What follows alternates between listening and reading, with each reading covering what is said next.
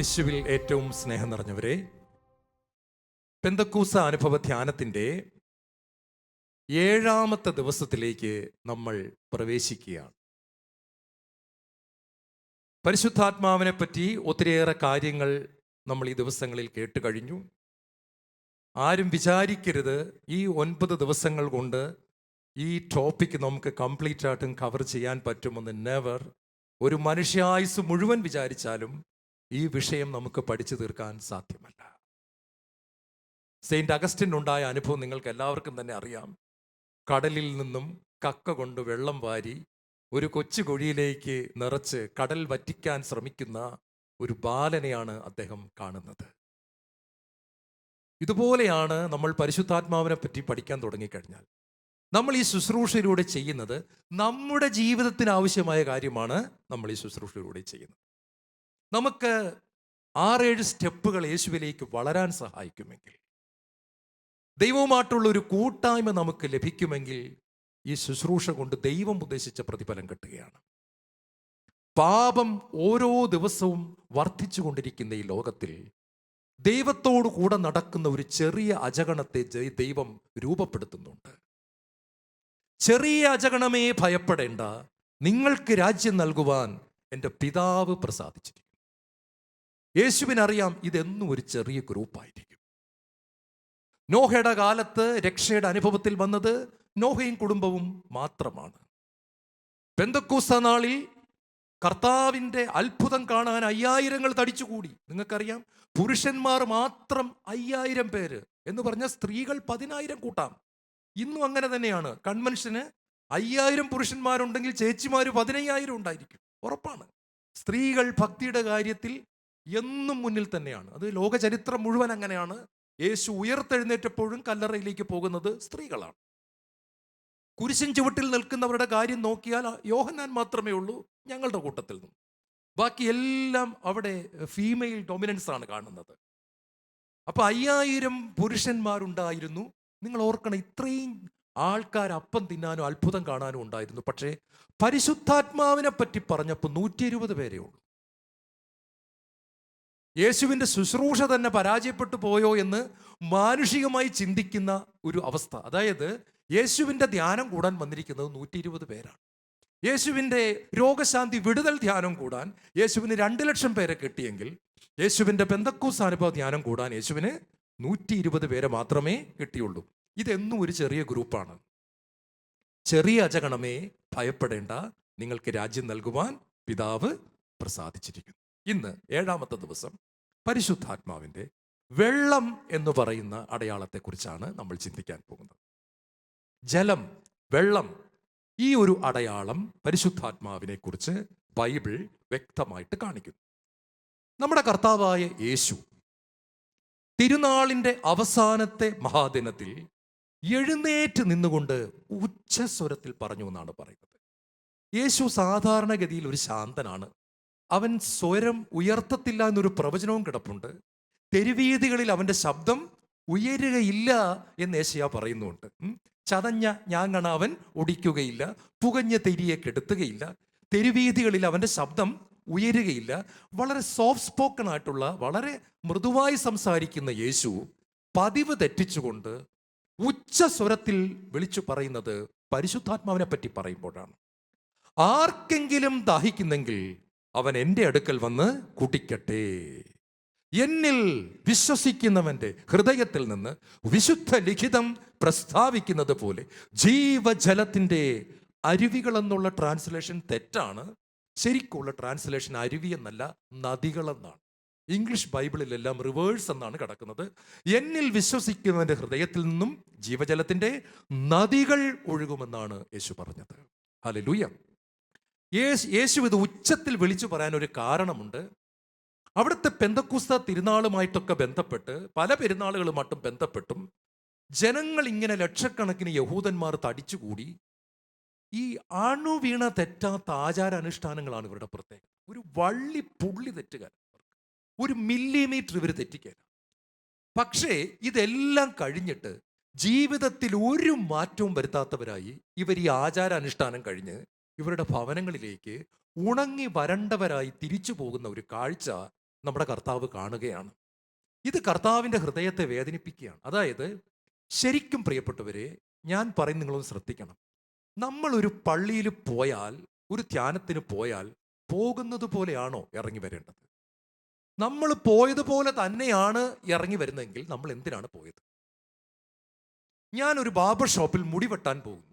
ഞാൻ പോയതുപോലെ തന്നെയാണ് ഇറങ്ങി വരുന്നതെങ്കിൽ അതിൻ്റെ അർത്ഥം മുടിയും വെട്ടിയിട്ടില്ല, ഒന്നും വെട്ടിയിട്ടില്ല.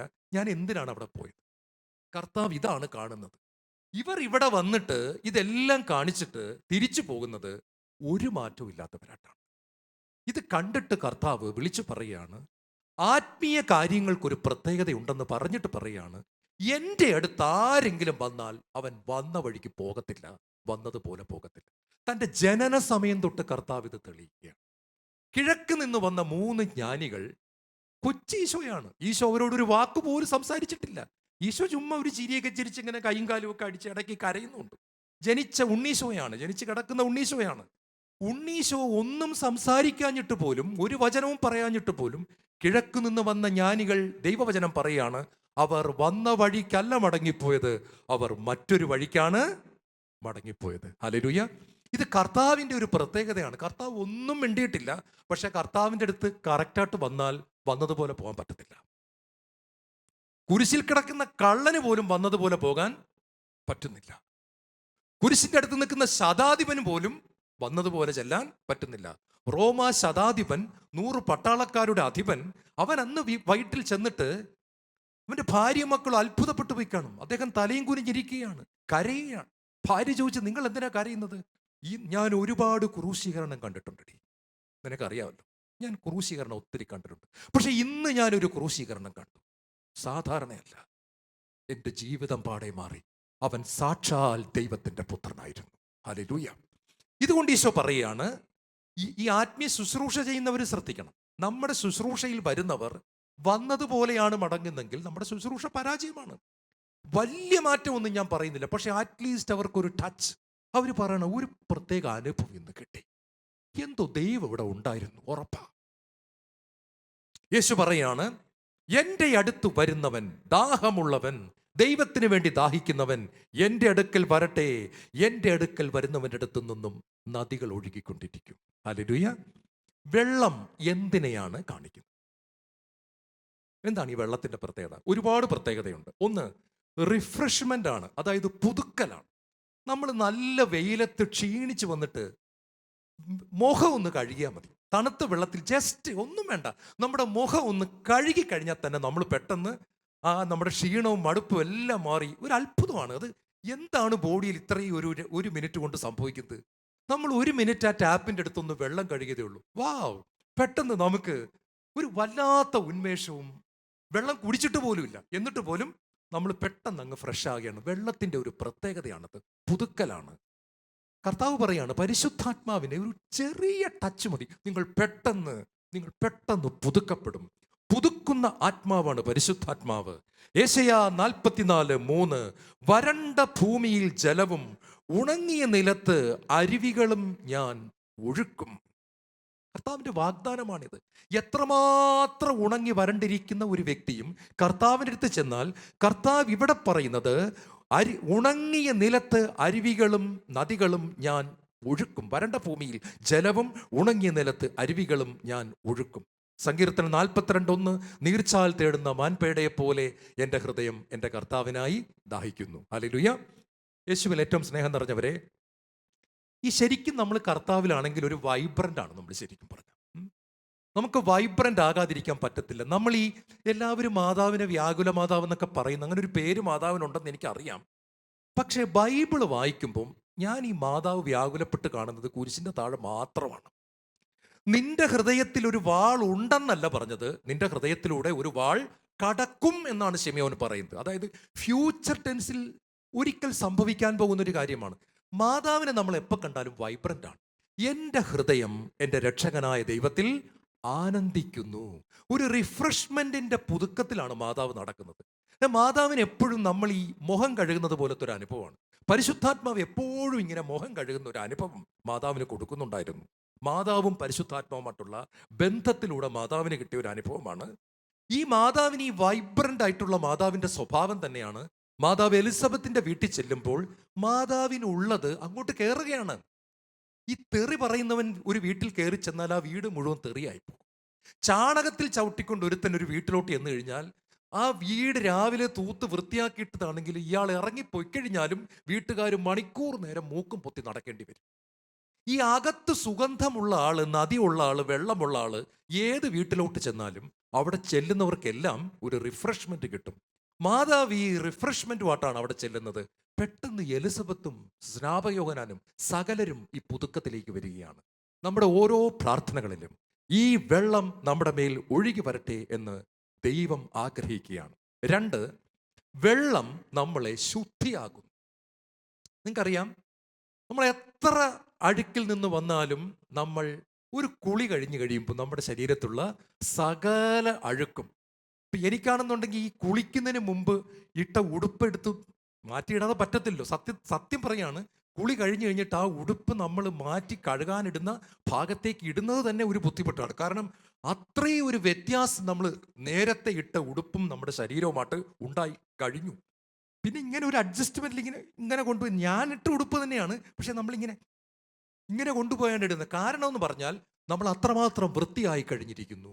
പരിശുദ്ധാത്മാവിൻ്റെ ഈ ഒരു കഴുകൽ കിട്ടുമ്പോൾ പാപത്തോട് നമുക്ക് ഇതുപോലത്തെ ഒരു മനോഭാവം വരും.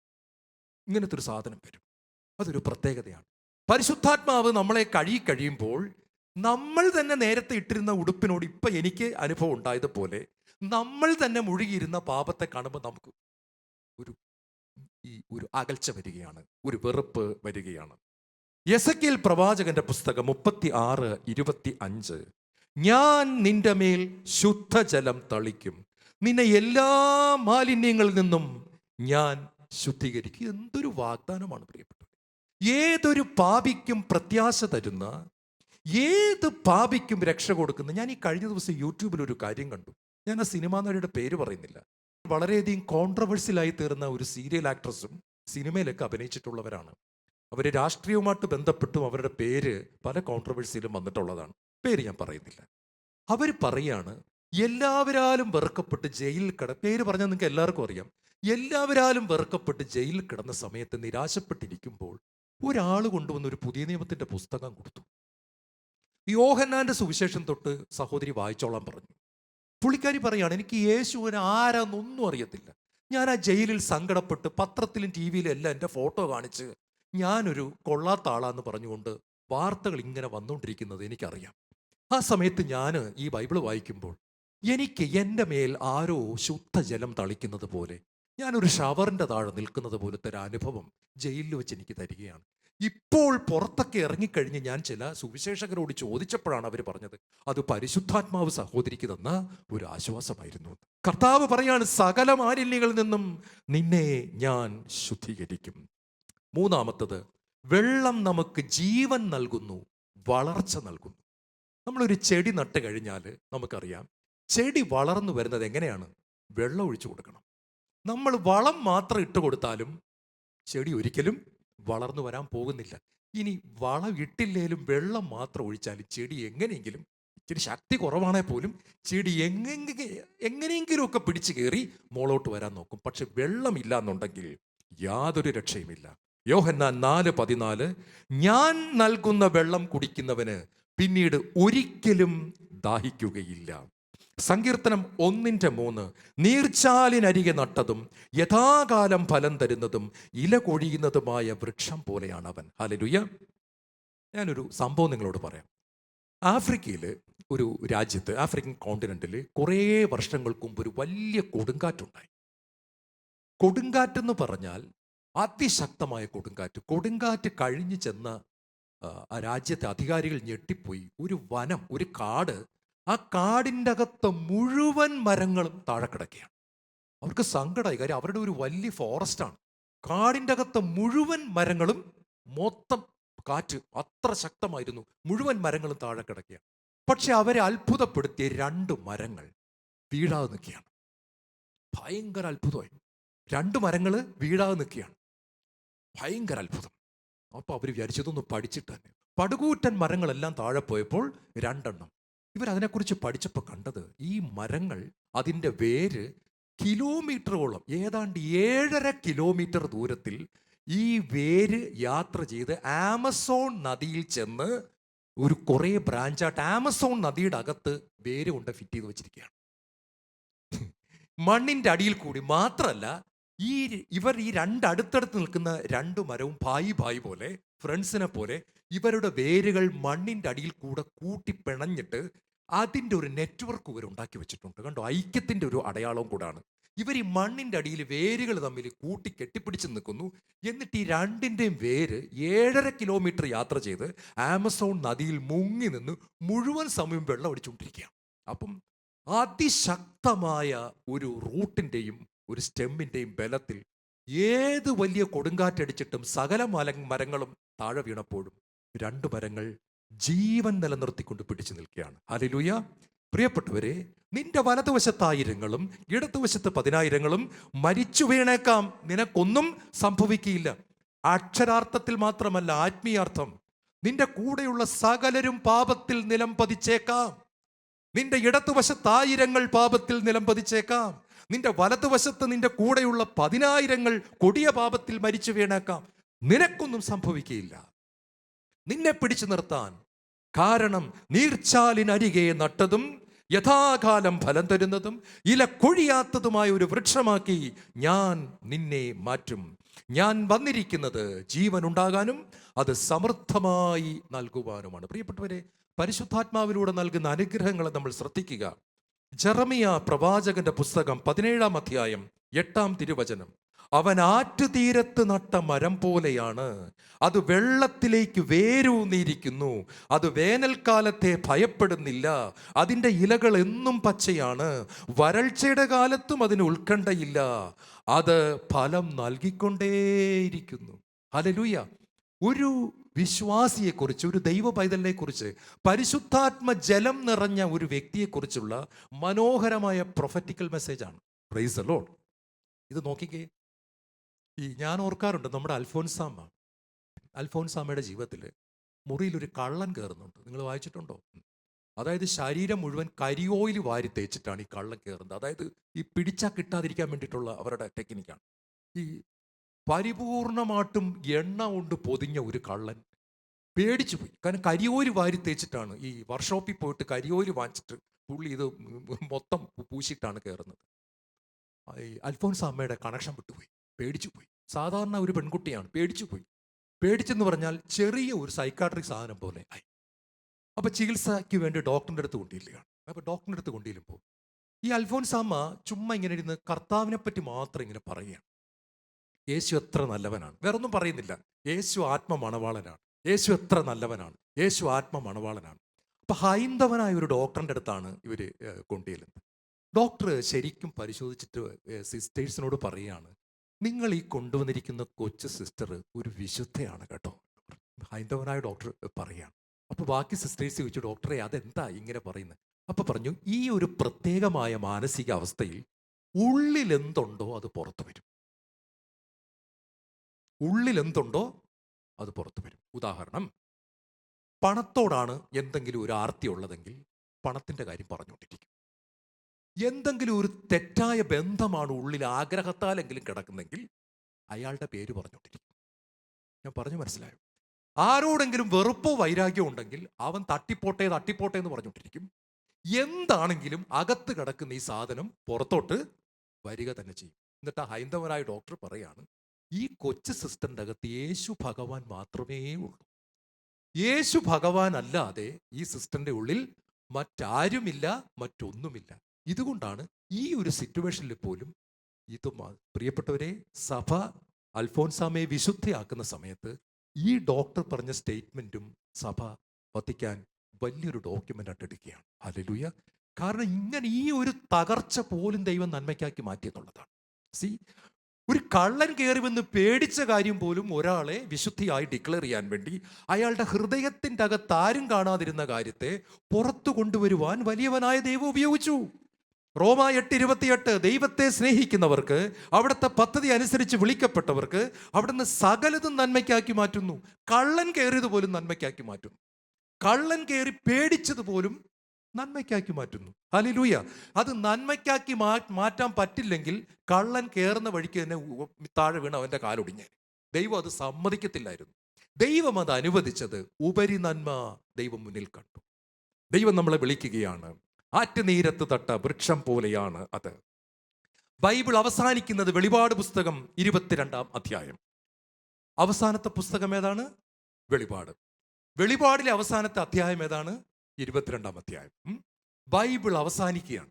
ബൈബിൾ അവസാനിക്കുമ്പോൾ വെള്ളത്തെക്കുറിച്ച് പറഞ്ഞിട്ടാണ് അവസാനിപ്പിക്കുന്നത്. വെളിപാട് 22:2 നഗരവീഥിയുടെ മധ്യത്തിൽ നദിയുടെ 2 ഭാഗങ്ങളിലുമായി 12 തരം ഫലങ്ങൾ കായ്ക്കുന്ന ജീവന്റെ വൃക്ഷം നിൽക്കുന്നു. അത് മാസം തോറും ഫലം തരുന്നു. ഹല്ലേലൂയ. നദിയെ പറഞ്ഞുകൊണ്ട്, വെള്ളത്തെക്കുറിച്ച് പറഞ്ഞുകൊണ്ട്, അതിൻ്റെ ചുറ്റും നിൽക്കുന്ന വൃക്ഷങ്ങളെപ്പറ്റി പറഞ്ഞുകൊണ്ട്, ഫലങ്ങളെപ്പറ്റി പറഞ്ഞ് ദൈവം നമ്മളെ പഠിപ്പിക്കുകയാണ്. 4-മതായിട്ട് വെള്ളം ഒഴുകും. വെള്ളം നമ്മൾ എവിടെയെങ്കിലും ഇട്ട് കഴിഞ്ഞാൽ വെള്ളം ഒഴുകുന്നു. വെള്ളം ഒഴുകുന്നു, പടരുന്നു. ലൂക്കാ സുവിശേഷം 1:41 മറിയത്തിന്റെ അഭിവാദന സ്വരം ശ്രവിച്ചപ്പോൾ ഉദരത്തിൽ കിടന്ന ശിശു കുതിച്ചു ചാടി എലിസബത്ത് പരിശുദ്ധാത്മാവിനാൽ നിറഞ്ഞു. അപ്പോസ്തല പ്രവർത്തനം 5:15 പത്രോസിന്റെ നിഴൽ വീണപ്പോൾ നിഴൽ വീണ എല്ലാവർക്കും രോഗശാന്തി ലഭിച്ചു. ഹല്ലേലൂയ. ചിലർ എന്നോട് പറഞ്ഞിട്ടുണ്ട്, ഡോക്ടറെ, എത്ര വലിയ രോഗശാന്തിക്കാരൻ പ്രാർത്ഥിച്ചാലും കർത്താവ് ചെയ്തതുപോലെ എല്ലാവരെയും ഒന്നും അങ്ങനെ സുഖപ്പെടുത്താൻ പറ്റത്തില്ല. തർക്കിക്കാൻ വരുവാണ്. കർത്താവ് ദൈവമാണ്. അതുകൊണ്ടാണ് കർത്താവ് എല്ലാവരെയും സുഖപ്പെടുത്തിയത്. ഇതാ അപ്പോസ്തല പ്രവൃത്തി 5:16 പത്രോസിന്റെ നിഴൽ വീണു, എല്ലാവർക്കും രോഗശാന്തി ലഭിച്ചു. ഹല്ലേലൂയ. അകത്ത് നിറഞ്ഞു നിന്ന ജലം പരക്കുകയാണ്, ഒഴുകുകയാണ്. സങ്കീർത്തനം 23:5 എന്റെ പാനപാത്രം കവിഞ്ഞൊഴുകുന്നു. ദാവീദ് പറയാണ്, ദൈവം എനിക്ക് നിറച്ചു തന്നിരിക്കുന്ന ജലം, ജീവജലം, അത് എന്നിൽ തന്നെ നിൽക്കുകയല്ല, അത് കവിഞ്ഞൊഴുകുകയാണ്. ഹല്ലേലൂയ. നിങ്ങൾ കണ്ടിട്ടുണ്ടോ, ഈ പരിശുദ്ധാത്മ നിറവുള്ള ഒരാളുടെ അടുത്ത് നമ്മൾ 1 മിനിറ്റ് ഇരുന്നാൽ മതി. 1 മിനിറ്റ് ഇരുന്നാൽ മതി. നമുക്കറിയാം, നമുക്ക് ടച്ച് കിട്ടി. എനിക്ക് ഒരുപാട് അനുഭവം ഉണ്ടായിട്ടുണ്ട്.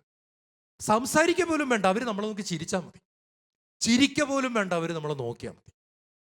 എന്തോ ഒന്ന് നമ്മളിൽ സംഭവിച്ചിരിക്കും. Praise the Lord. അത് ഈ നദി ഒഴുകുന്നതാണ്. വെള്ളത്തിന്റെ പ്രത്യേകതയാണ്.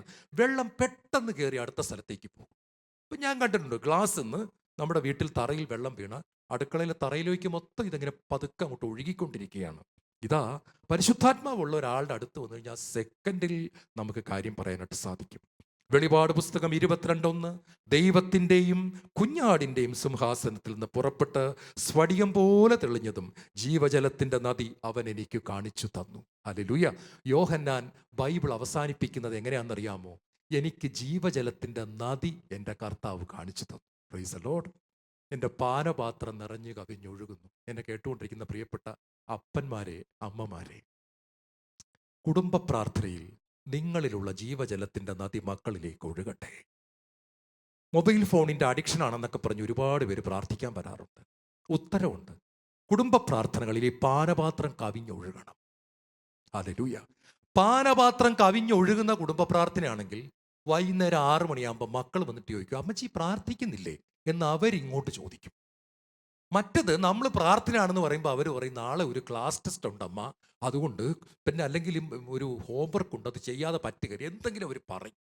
പക്ഷേ ജീവജലത്തിൻ്റെ നദി ഒഴുകിക്കഴിഞ്ഞാൽ അവർ പറയും, അമ്മ എപ്പോഴാണ് പ്രാർത്ഥിക്കുന്നത്? എൻ്റെ പാനപാത്രം നിറഞ്ഞു കവിഞ്ഞൊഴുകുന്നു. ഹല്ലേലൂയ.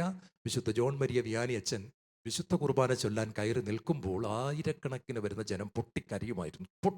കൂട്ട നിലവിളി. എന്താ കാര്യം? പാനപാത്രം നിറഞ്ഞു കവിഞ്ഞ് ഒഴുകുന്നു. നമ്മുടെ അടുത്ത് വരുന്നവർക്കെല്ലാം ആത്മാവിനെ കിട്ടട്ടെ. നമ്മുടെ അടുത്ത് ആര് വന്നാലും അവർക്കൊരു ടച്ച് കിട്ടട്ടെ. നമുക്ക് കണ്ണടയ്ക്കാം. കർത്താവേ, അങ്ങെനിക്ക് തന്ന ഈ ജലം എൻ്റെ പാനപാത്രം കവിഞ്ഞൊഴുകുകയാണ്.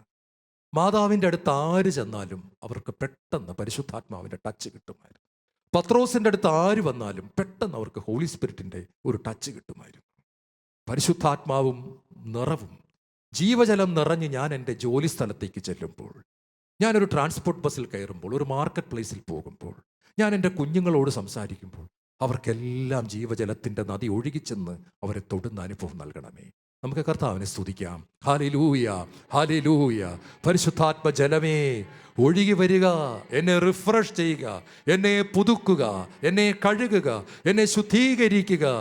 എന്നിൽ ഒരു ഒഴുകുന്ന അനുഭവമായി, പാനപാത്രം നിറഞ്ഞു കവിഞ്ഞ് ഒഴുകുന്ന അനുഭവമായി പരിശുദ്ധാത്മാവെ നിറയണം. Hallelujah, hallelujah. ഈ പെന്തക്കോസ്ത് തിരുനാളിൻ്റെ ഒരുക്ക ദിവസങ്ങളിൽ ആത്മാവ് ഇറങ്ങി വന്ന് എല്ലാവരെയും അഭിഷേകം ചെയ്യട്ടെ. ജലമൊഴുകി വരട്ടെ, നദികൾ ഒഴുകട്ടെ. ലോകം മുഴുവനും ശാലോം ടെലിവിഷനിലൂടെ നദികൾ ഒഴുകട്ടെ. എല്ലാ കുടുംബങ്ങളിലേക്ക് നദികൾ ഒഴുകട്ടെ, നദികൾ ഒഴുകട്ടെ. ജീവജലത്തിൻ്റെ നദികൾ ഒഴുകട്ടെ. വീണുപോയ ശുശ്രൂഷകന്മാർ എഴുന്നേൽക്കട്ടെ. അഭിഷേകം നഷ്ടപ്പെട്ടു പോയ എല്ലാ ശുശ്രൂഷകരിലേക്കും ജലം ഒഴുകിച്ചെന്നവരെ പിടിക്കട്ടെ. അവർ റീസ്റ്റോർ ചെയ്യപ്പെടട്ടെ. കർത്താവിൽ ആശ്രയിക്കുന്നവർ വീണ്ടും ശക്തി പ്രാപിക്കും. കഴുകനെ പോലെ ചിറകടിച്ചുയരും. സകലരും എഴുന്നേറ്റ് വരട്ടെ. ഹല്ലേലൂയ. യേശുവേ സ്തോത്രം, യേശുവേ നന്ദി.